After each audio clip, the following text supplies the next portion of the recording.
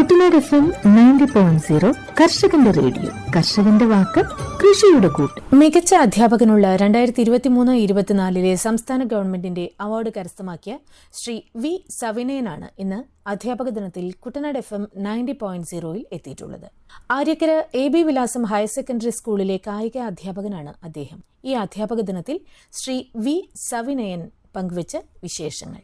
ഇന്ന് നമ്മുടെ അധ്യാപക ദിനമായിട്ട് നമ്മൾ ആചരിക്കുന്ന ദിവസമാണ് സെപ്റ്റംബർ 5. ഇന്നത്തെ ഒരു പ്രത്യേക ദിനത്തിൽ എനിക്ക് ഒരു അംഗീകാരം കിട്ടിയതിൽ വളരെയധികം സന്തോഷമുണ്ട്. ഞാൻ ആര്യക്കര സ്കൂളിലെ ആലപ്പുഴ ജില്ലയിൽ AB വിലാസം ഹയർ സെക്കൻഡറി ആര്യക്കര ഭൗതിക വിലാസം അമ്പലത്തിന്റെ ഭാഗമായിട്ടുള്ള സ്കൂളിലെ കായിക അധ്യാപകനാണ്. അപ്പോ എനിക്കിങ്ങനെ ഒരു അവസരം കിട്ടിയതിൽ ഞാൻ ഞങ്ങളുടെ ഈ നാടിനും ഞങ്ങളുടെ അമ്പലത്തിലെ സ്കൂളിനും അമ്പലവും മാനേജ്മെന്റ് നാട്ടിലെല്ലാവർക്കും ഞങ്ങൾ സന്തോഷമായി. അപ്പൊ അതിന് ഒരു വഴി ഉണ്ടായത് ഞങ്ങളുടെ സ്കൂളിലെ വിദ്യാർത്ഥികളും സ്റ്റാഫും മാനേജ്മെന്റും PTA-യും ഞങ്ങളുടെ സഹപ്രവർത്തകർ എല്ലാവരുടെയും കൂടെ ഒരു കൂട്ടായ ഒരു പരിശ്രമത്തിന്റെ പ്രവർത്തനത്തിന്റെ ഫലമായിട്ടാണ് ഇങ്ങനെ ഒരു നേട്ടം ഉണ്ടാക്കാൻ സാധിച്ചത്. അതുകൊണ്ടാണ് ഇങ്ങനെ ഒരു അവാർഡ് കിട്ടിയത്. ഗുരുക്കന്മാർക്ക് എല്ലാവർക്കും എന്റെ പ്രധാനപ്പെട്ട എനിക്കൊരു അവാർഡ് കിട്ടാനുള്ള പ്രധാന കാരണം എന്റെ ഗുരുനാഥനാണ്. KK പ്രതാപൻ എന്ന് പറയും. എന്നെ പഠിപ്പിച്ച കായിക മേഖലയിലോട്ട് കൊണ്ടുവന്ന കൈവിട്ട് ഉയർത്തിയത് ബഹുമാനപ്പെട്ട KK പ്രതാപ സാറാണ്.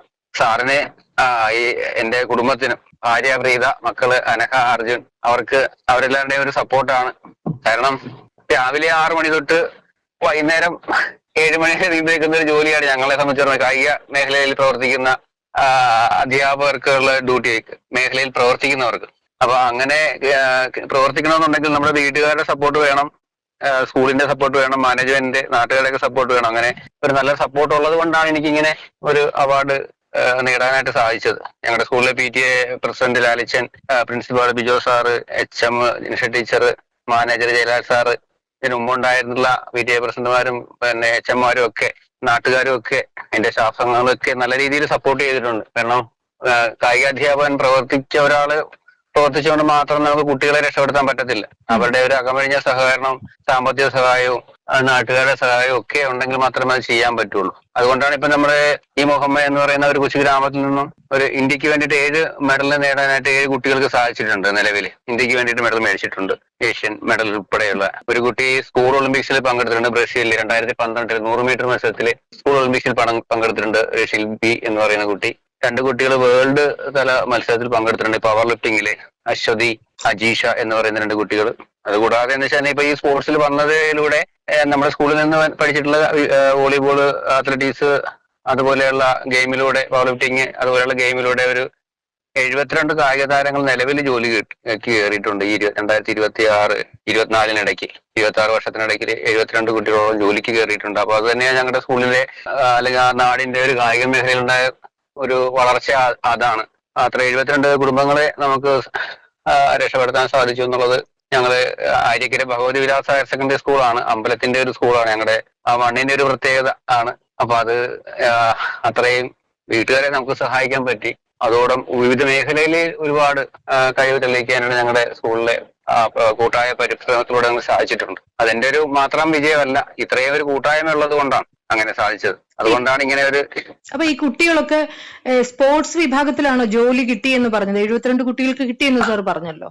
അതെ, വിവിധങ്ങളായിട്ടുള്ള ഫോഴ്സിൽ, പോലീസില്, പിന്നെ നമ്മുടെ ഗവൺമെന്റ് ഡിപ്പാർട്ട്മെന്റില്, പിന്നെ പട്ടാളത്തില്, അങ്ങനെ വിവിധങ്ങളായ മേഖലയിലാണ് ജോലിക്ക് കയറിയിരിക്കുന്നത്. ഓക്കെ. അപ്പൊ ഈ കുട്ടികളെ എങ്ങനെയാണ് നമ്മള് അതിന്റെ ഒരു രീതി എങ്ങനെയാണ് അവരെ പരിശീലിപ്പിച്ചെടുക്കുന്നത്? രാവിലെ 6 മണിക്ക് അവര് വരാൻ അങ്ങനെയാണോ?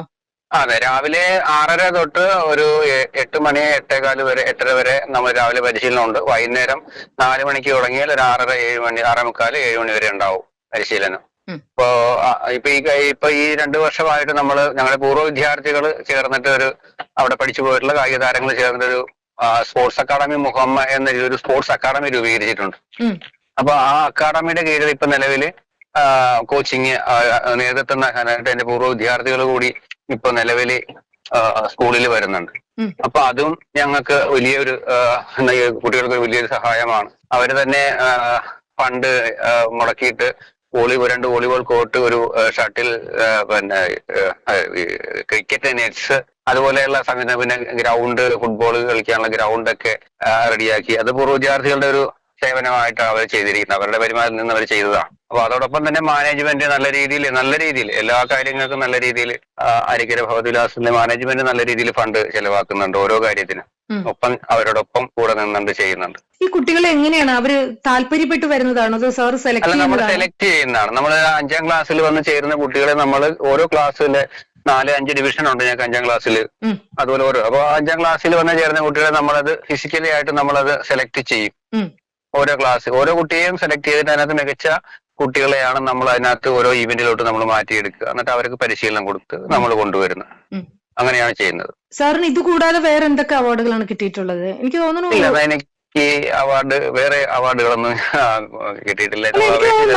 നാട്ടില് ഒരുപാട് നാട്ടില് പിന്നെ ഒരു ഫംഗ്ഷൻ ഒരുപാട് ഇപ്പൊ ഏഷ്യൻ മെഡൽ കിട്ടിയപ്പോഴൊക്കെ ചൈനയിലും പിന്നെ അങ്ങനെ വേറെ രാജ്യങ്ങളിലൊക്കെ നടന്ന മത്സരങ്ങളിലൊക്കെ പങ്കെടുത്ത് വിജയിച്ചപ്പോഴത്തേക്ക് നാട്ടിലെ ഒരുപാട് സാമൂഹിക പ്രവർത്തകരും ക്ലബ്ബുകാരും പഞ്ചായത്തും ഒക്കെ നമ്മളെ അത് വിവിധങ്ങളായ ചടങ്ങുകളിൽ ആദരിച്ചിട്ടുണ്ട്. അരിക്കര ഉത്സവവും. അപ്പം നമ്മൾ ഈ ഇവിടെയൊക്കെ വിദേശങ്ങളിൽ കുട്ടികൾ പോകുമ്പോ സാർ അവരെ കൂടെ പോകുമോ അതോ എങ്ങനെയാണ് കുട്ടികളെ അയക്കുന്നത്? ഞാൻ ചൈനയിലും ദുബായിലും നടന്ന ഏഷ്യൻ മത്സരങ്ങളിൽ പങ്കെടുക്കാനായിട്ട് ഞാൻ കുട്ടികളുടെ കൂട്ടത്തിൽ പോയിട്ടുണ്ടായിരുന്നു. ദുബായിൽ നടന്ന മത്സരത്തില് നമ്മുടെ കുട്ടി വിജയിച്ചു, ഒരുപാട് വലിയൊരു വിജയമുണ്ടാക്കി. എനിക്ക് തോന്നുന്നു ആശംസയുടെ അച്ഛനൊക്കെ.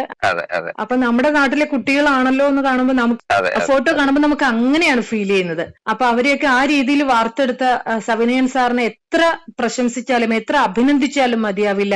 അപ്പൊ വീണ്ടും സാറിന് ഈ അവാർഡുകൾ ഇനിയും കൂടുതൽ കിട്ടട്ടെ, കൂടുതൽ കുട്ടികളെ കൂടുതൽ ഉയരങ്ങളിലേക്ക് എത്തിക്കാൻ സാറിന് കഴിയട്ടെ എന്ന് പറഞ്ഞുകൊണ്ട് കുട്ടനാട് FM 90.0 നിന്നുള്ള ഞങ്ങളുടെ എല്ലാവരുടെയും അഭിനന്ദനം സാറിന് ഒരിക്കൽ കൂടെ അറിയിക്കുന്നു.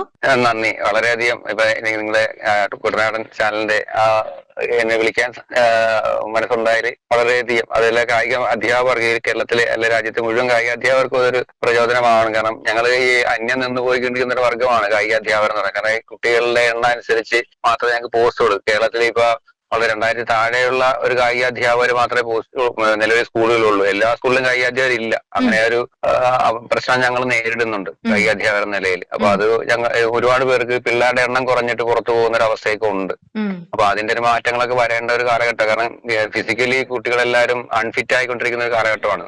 വ്യായാമം നിന്ന് പോകുന്നു. അപ്പൊ മുഴുവൻ കുട്ടികൾക്കും വ്യായാമം കൊടുക്കണമെന്നുണ്ടെങ്കിൽ എല്ലാ സ്കൂളിലും കായിക അധ്യാപകർ നിർബന്ധമാകണം. അത് ഗവൺമെന്റിന്റെ ഒരു പോളിസി ആയിട്ട് മാറുകയാണെന്നുണ്ടെങ്കിൽ നമുക്ക് നല്ലൊരു ആരോഗ്യമുള്ള തലമുറ വാർത്തെടുക്കാനായിട്ട് ഈ ഒരു മേഖല കൊണ്ടുവന്ന് നടക്കും. പഠിത്തം മാത്രം പോരല്ലോ, ആരോഗ്യം ഉണ്ടെങ്കിലല്ലേ നമുക്ക് ജീവിക്കാൻ പറ്റുള്ളൂ. അപ്പൊ അത് ആരോഗ്യം സംരക്ഷിക്കണമെന്നുണ്ടെങ്കിൽ ശരിക്കും കായിക അധ്യാപകർ സ്കൂളുകളിൽ ഉണ്ടാവണം. മറ്റുള്ള വിഷയം പോലെ തന്നെ നിർബന്ധ പാഠ്യ വിഷയമാക്കുകയാണെന്നുണ്ടെങ്കിൽ നമുക്ക് നമ്മുടെ രാജ്യത്തെ നല്ല ഒരു ആരോഗ്യമുള്ള തലമുറയാക്കി മാറ്റിയെടുക്കാൻ നമുക്ക് സാധിക്കും. ഒരിക്കൽ കൂടി അഭിനന്ദനങ്ങൾ. Thank you. ഇന്ന് അധ്യാപക ദിനാശംസകൾ നേരാനെത്തിയത് മികച്ച അധ്യാപകനുള്ള 2023-24 സംസ്ഥാന സർക്കാരിന്റെ അവാർഡ് കരസ്ഥമാക്കിയ ശ്രീ വി സവിനയൻ.